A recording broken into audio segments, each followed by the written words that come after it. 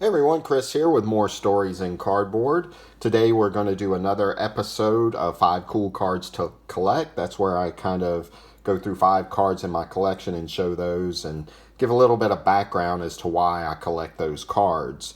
I had a friend of the channel, Ryan of History Through Cards, who made a request to see some of my early Bowman football cards.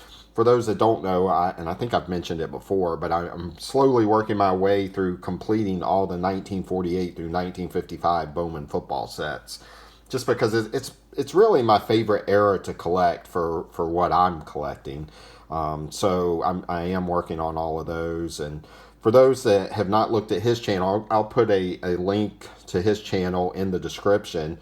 But he also has a website where he does written articles on the history of the hobby, card sets and players and things like that, and a lot of different things. It's really a great resource to kind of learn from, and he spends a lot of time kind of doing a lot of deep research, and the articles are pretty long, so you sort of have to maybe break it up a little bit when you're reading them, but it's a great resource for information. I recently finished reading a story that he did on 1959 Topps football cards, and it was really great. I mean, it was filled with information. I learned a lot from that. So I'm going to show 2 1950 Bowman football cards, 2 from 1951, and then 1 from the 1952 Bowman large set. And the first card we're going to look at is a 1950 Bowman Sammy Baugh.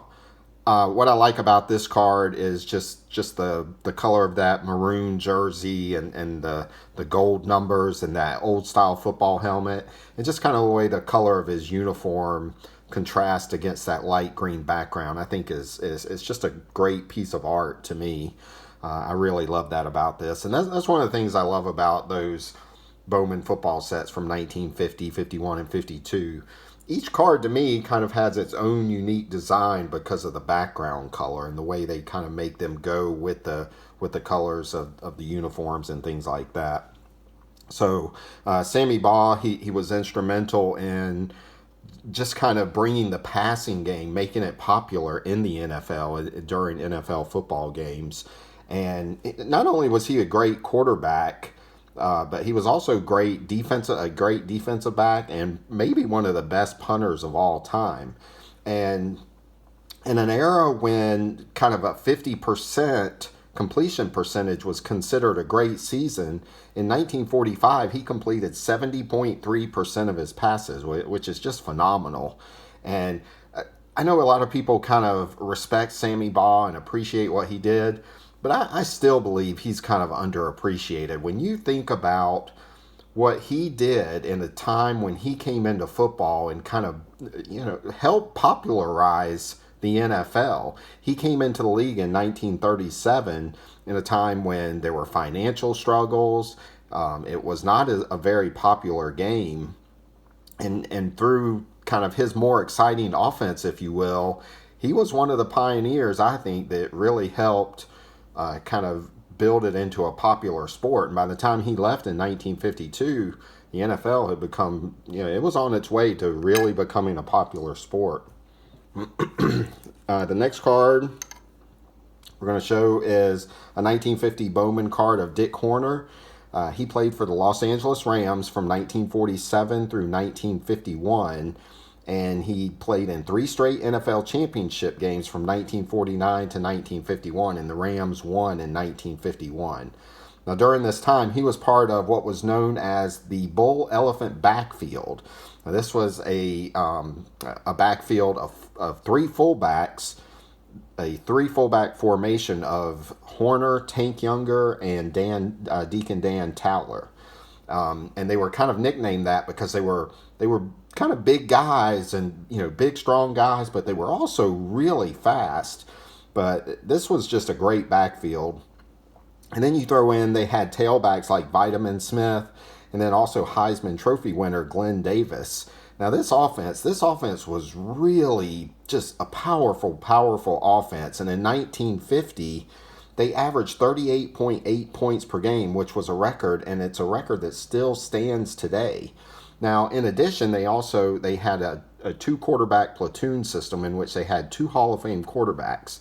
They had Norm Van Brocklin and also Bob Waterfield. And then you throw in some of the receivers they had, like Bob Boyd, Tom Fears, Elroy Crazy Legs Hirsch. This was just a powerful, powerful offense. One of my favorite old uniforms is the Los Angeles Rams uniform. So that's what I like about this card, is that blue jersey with the yellow numbers and then the decal on the helmet.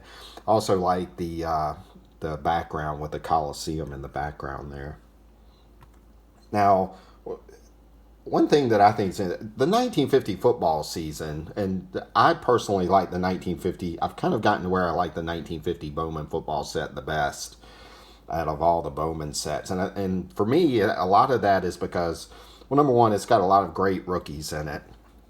But also, the 1950 season was a very historical season for football.